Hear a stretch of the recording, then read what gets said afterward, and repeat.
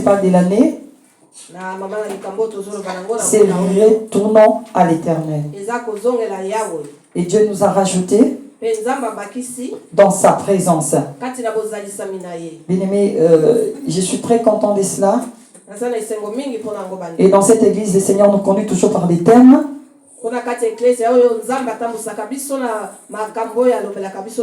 Il nous donne toujours des paroles où on doit suivre. Et pour cette année, l'Éternel nous demande de retourner à lui. Quand le Seigneur demande à quelqu'un de retourner, parce qu'il a remarqué que la personne n'était plus dans sa présence. On demande à quelqu'un de retourner, c'est la personne qui est partie, qui était là et partie. Et on lui demande de retourner.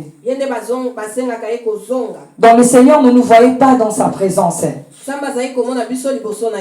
Il nous voyait loin de lui. Il nous voyait déjà, on lui avait déjà donné le dos. Et il s'est levé. Il dit retournez. Et il nous rajoute dans ma présence. Donc tu peux retourner, mais pas dans sa présence. Tu es là, il est là.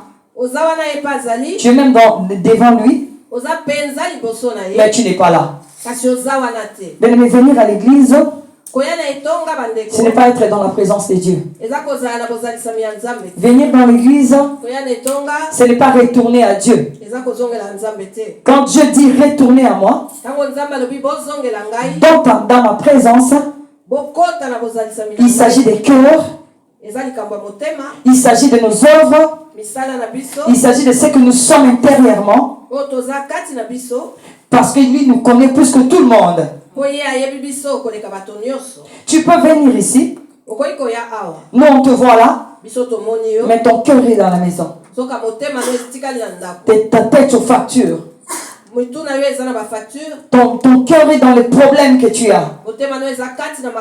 Et celui qui voit tout, il dit non. Venez cette année. Et cette période, je suis allé dans ma présence. Parce qu'il nous connaît plus que nous-mêmes. Parce que dans sa présence, quand il nous appelle dans sa présence, c'est pour nous faire quelque chose. Mais jamais Dieu a appelé quelqu'un dans sa présence sans rien faire. Dieu, quand il t'appelle, c'est pour faire quelque chose. Dans sa présence, on ne peut pas venir à Dieu et retourner comme il est venu. Ou il arrache quelque chose, ou il rajoute quelque chose, ou il t'enlève des histoires, ou il te donne quelque chose. C'est ça la présence de Dieu. Et il nous dit d'être dans sa présence.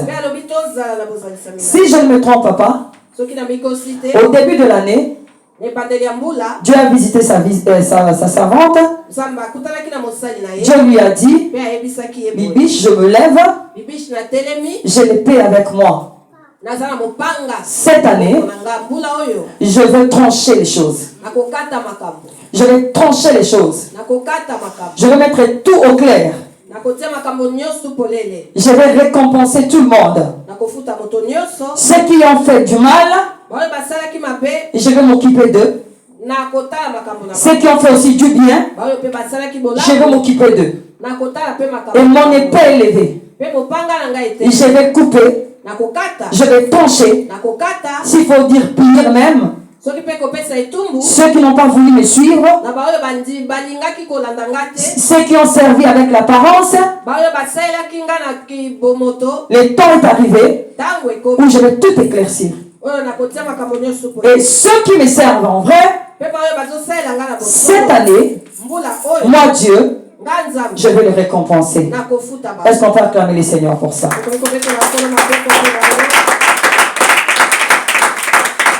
Je suis venu encourager quelqu'un qui sert Dieu en vrai. Je suis venu encourager quelqu'un qui cherche la sanctification et la repentance.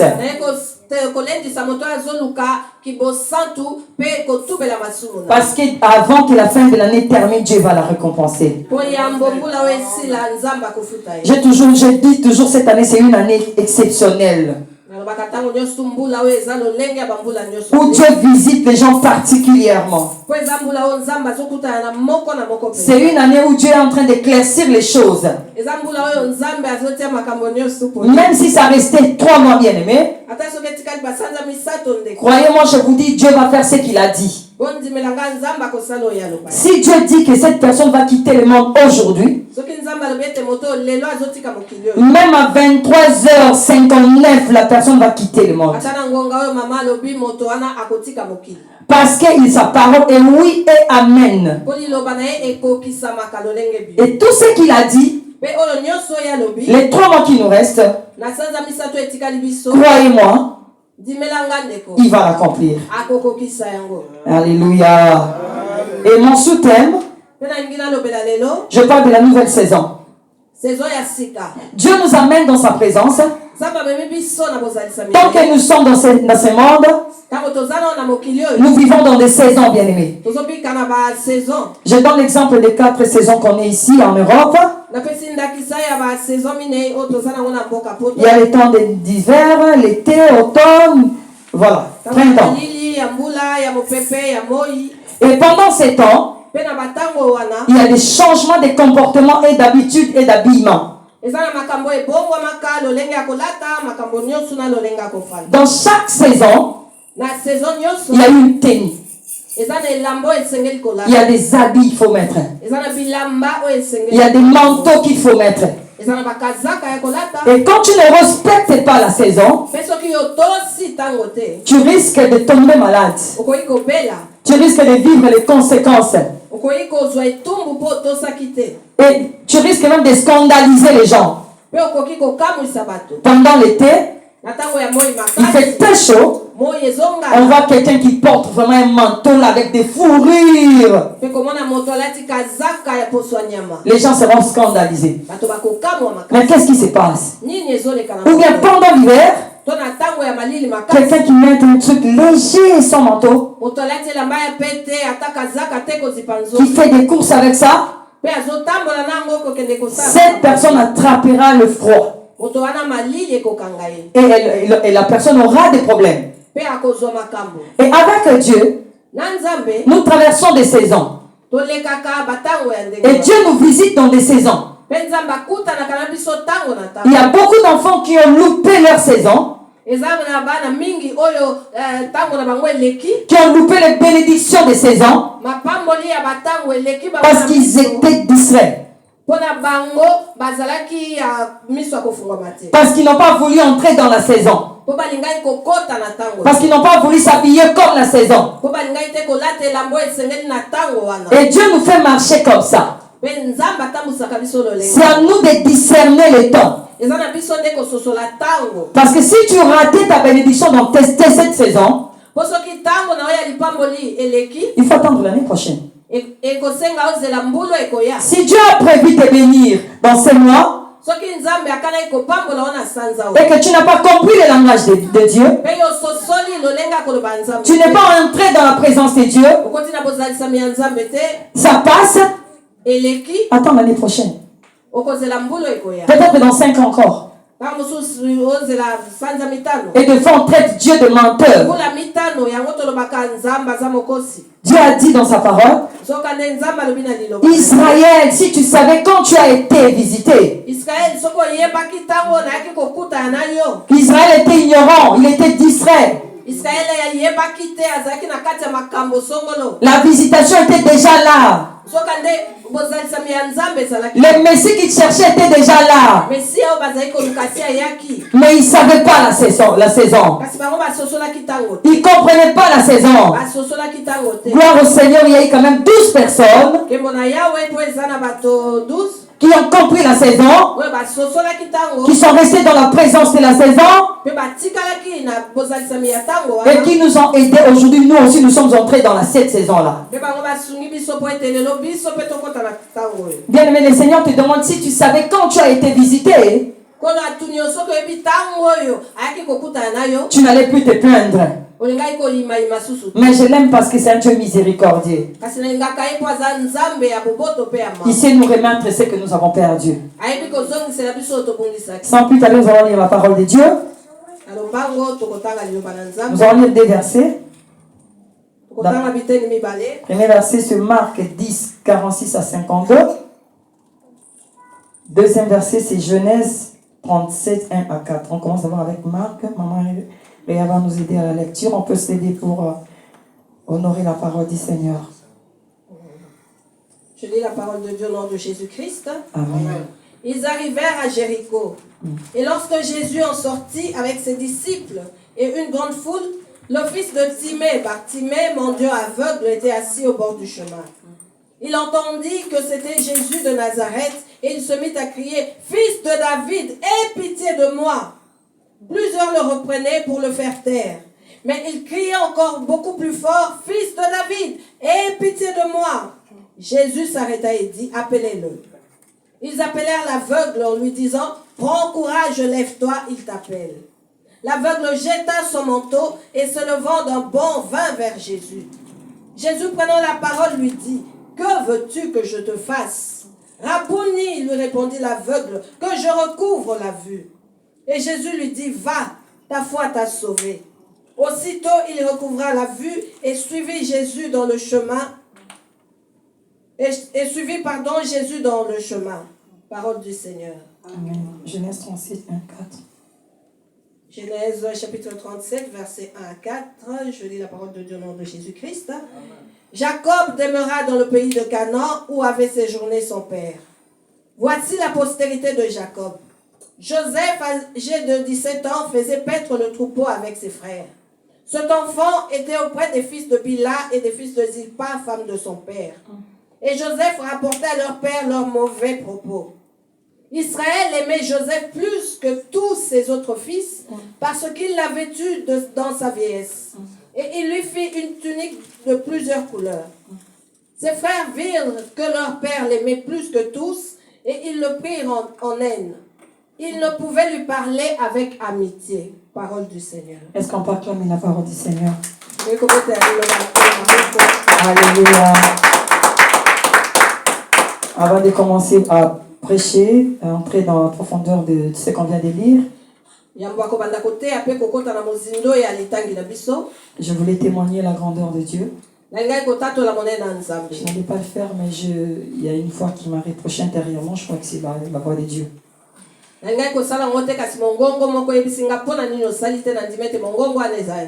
quand le Seigneur nous demande d'être dans sa présence, il sait ce qu'il fait. Parce que lui connaît l'avenir. Il connaît ce que l'ennemi prévoit. Il connaît aussi ce que lui prévoit pour nous. Pour l'avoir, il faut qu'on soit dans sa présence pour que l'ennemi ne vole pas ce qu'il nous donne.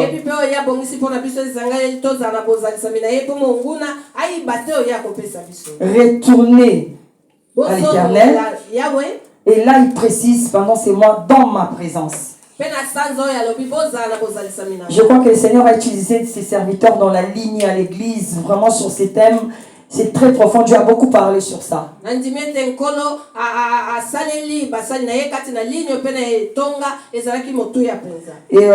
Dieu m'avait fait grâce, je prenais beaucoup de temps dans la prière par rapport à ce que Dieu avait dit. Oui, j'ai vraiment, en dehors de 2 heures normales, j'ai prié beaucoup. On était souvent en prière avec Maman Tézi au Congo. Et Dieu nous avait dit de beaucoup prier.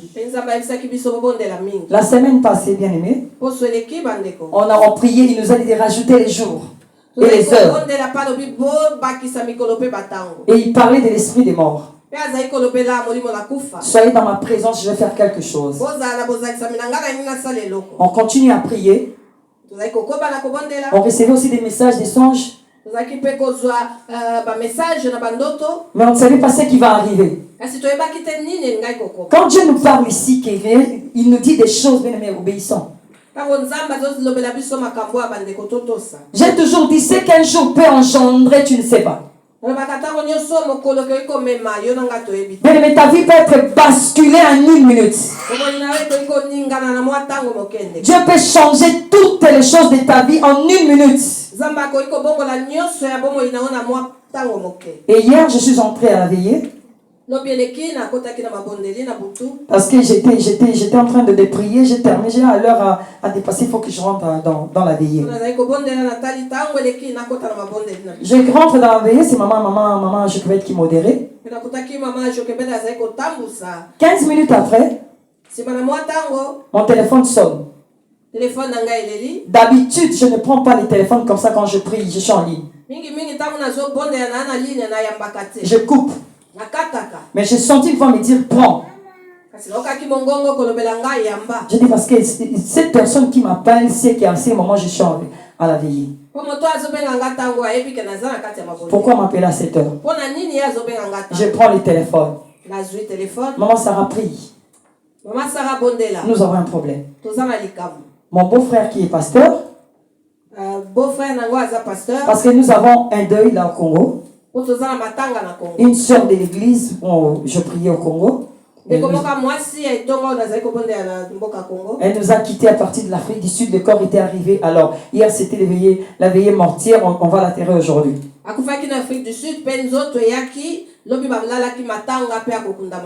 Et mon beau-frère pasteur devait intervenir et prêcher. Il était en bonne santé. Tout allait très bien. Aucun signe. Elle est venue avec sa femme. Sa femme lui dit, papa, toi tu peux entrer, moi je vais faire une couche, je reviens. Il dit, oui, moi je dois entrer parce que dans 10 minutes je dois prêcher. Elle part. L'homme de Dieu prend le micro, bien aimé. Il chante, il prie. Il donne les versets bibliques. Il commence à lire les versets bibliques. En lisant les versets bibliques, il commence à reculer. Avec son micro. Comme il avait les versets dans la tête, il parlait du verset en reculant.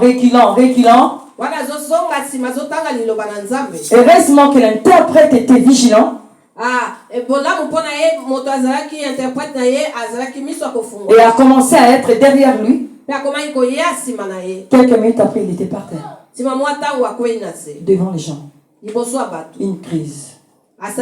Il perd connaissance. Et on m'a dit, Sarah prie parce que là on l'amène à l'hôpital, on ne sait pas. Bien aimé, du soir quand vous avez un problème qui vous tient, vous ne savez pas comment prier. Mais quand le Seigneur nous demande de venir dans sa présence, il faut le faire. Quand tu auras des problèmes, tu manqueras à ouvrir la bouche. Je ne savais pas chasser les démons, chasser l'esprit des morts, prier comment. J'avais appelé maman Bibiche. Parce que je ne l'avais pas vue en ligne, elle n'a pas répondu. Je dis peut-être qu'elle dort, je laisse dormir. Mais j'ai rappelé. On a commencé à prier. Et j'entends une voix qui me dit, élevez-moi au-dessus de tout. Quand maman Bibiche disait ici, élevez Jésus. Je dis, il y a des choses qu'il faut seulement élever Jésus. Mais nous allons commencer à élever Jésus au-dessus de l'esprit de mort. J'ai prié jusqu'à 3h du matin. J'avais coupé avec moi, j'ai continué jusqu'à 3h. Après, je les ai rappelés. Parce que je voulais pas rappeler. Après, quand je rappelais, on me dit, ça va, on est à la maison. Je dis, ah bon? Qu'est-ce qui s'est passé? Non, une crise. À l'hôpital, il est devenu, la tension a baissé jusqu'à 7. De temps en temps, s'il veut faire un peu de tension, ça monte, mais ça ne descend jamais. Et les médecins disent, c'est pas bien. Il a dit, non, Dieu sait ce qu'il a fait. alobi nzambe ayebi nini